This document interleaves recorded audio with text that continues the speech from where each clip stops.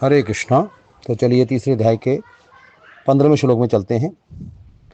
कर्म ब्रह्म उद्भवम विधि ब्रह्मक्षर समुद्भवम तस्मात् सर्वगतम ब्रह्म नित्यम यज्ञ प्रतिष्ठितम।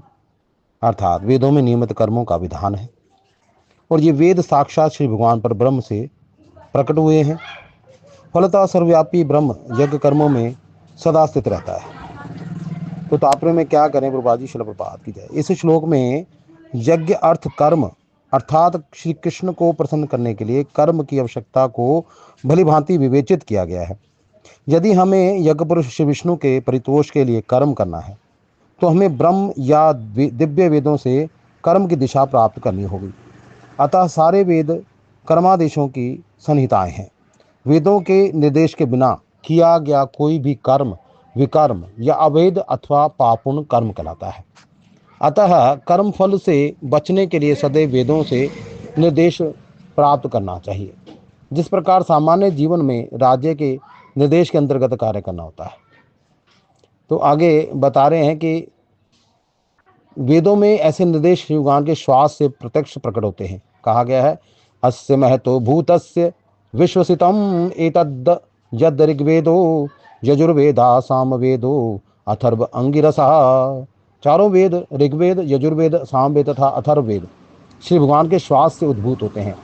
बृहद अरण्यक उपनिषद 4.11 में ब्रह्म संहिता से प्रमाणित होता है कि सर्वशक्तिमान होने के कारण श्री भगवान अपने श्वास के द्वारा बोल सकते हैं। अपनी प्रत्येक इंद्रिय के द्वारा अन्य समस्त इंद्रियों के कार्य संपन्न कर सकते हैं। दूसरे शब्दों में श्री भगवान अपनी निश्वास के द्वारा बोल सकते हैं। वे अपने नेत्रों से गर्भाधान कर सकते हैं। वस्तुतः यह कहा जाता है कि उन्होंने प्रकृति पर दृष्टिपात किया और समस्त जीवों को गर्भस्थ किया। इस तरह प्रकृति के गर्भ में बद्ध जीवों को प्रविष्ट करने के पश्चात उन्होंने उन्हें वैदिक ज्ञान के रूप में आदेश दिए जिससे वे भगवत धाम वापस जा सकें।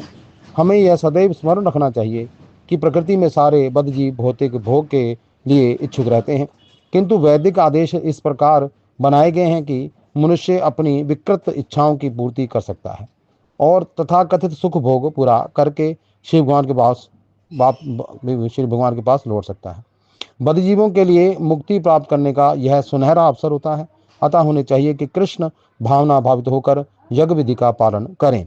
यहाँ तक कि जो वैदिक आदेशों का पालन नहीं करते वे भी कृष्ण भावना अमृत के सिद्धांतों को ग्रहण कर सकते हैं, जिससे वैदिक यज्ञों या कर्मों की पूर्ति हो जाएगी। हरे कृष्ण कृष्ण कृष्ण हरे हरे, हरे राम राम राम हरे हरे। दंडवत प्रणाम। हरे कृष्णा, दंडवत प्रणाम। तो इन्हीं दो श्लोकों के साथ ये 16वां श्लोक भी है।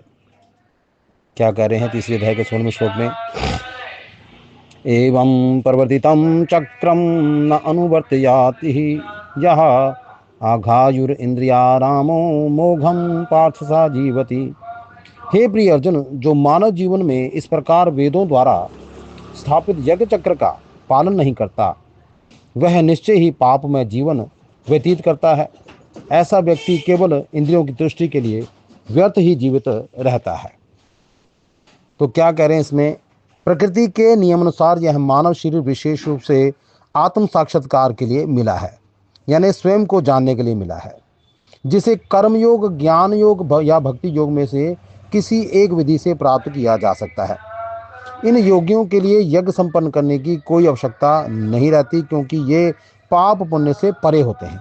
किंतु जो लोग इंद्र तृप्ति में जुटे हुए हैं उन्हें पूर्वोक्त यज्ञ चक्र के द्वारा शुद्धिकरण की आवश्यकता रहती है। कर्म के अनेक भेद होते हैं। जो लोग कृष्ण भावना भावित नहीं हैं वे निश्चय ही विषय परायण होते हैं, अतः उन्हें पुण्य कर्म करने की आवश्यकता होती है। यज्ञ पद्धति इस प्रकार सुनियोजित है कि विषयोन्मुख लोग विषयों के फल में फंसे बिना अपनी इच्छाओं की पूर्ति कर सकते हैं। संसार की संपन्नता हमारे प्रयासों पर नहीं अपितु परमेश्वर की पृष्ठभूमि योजना पर निर्भर है, जिसे देवता संपादित करते हैं। अतः वेदों में वर्णित देवताओं को लक्षित करके यज्ञ किए जाते हैं। अप्रत्यक्ष रूप में यह कृष्ण भावनामृत का ही अभ्यास रहता है, क्योंकि जब कोई इन यज्ञों में दक्षता प्राप्त कर लेता है तो वह अवश्य ही कृष्ण भावना भावित हो जाता है। किंतु यदि ऐसे यज्ञ करने से कोई कृष्ण भावना भावित नहीं हो पाता तो इसे कोरी आचार संहिता समझना चाहिए। अतः मनुष्यों को चाहिए कि वे आचार संहिता तक ही अपनी प्रगति को सीमित ना करें, अपितु उसे पार करके कृष्ण भावना अमृत को प्राप्त हों। हरे कृष्ण कृष्ण कृष्ण हरे हरे, हरे राम राम राम हरे हरे। कृष्ण ने अब तक बताया कि अगर किसी को भौतिक इच्छाएं हैं तो वह धार्मिक तरीके से इच्छाओं के साथ कर्म कर सकता है। अभी वे समझाएंगे कि यदि किसी को इच्छा ना भी हो फिर भी उसने दूसरों को उदाहरण प्रस्तुत करने के लिए कर्म करना चाहिए। पिछले भाग में इंद्रिया राम व्यक्ति को वर्णन कर किया गया है और अगला भाग आत्मा राम या आत्मतत्व व्यक्ति का वर्णन करेगा। हरे कृष्ण।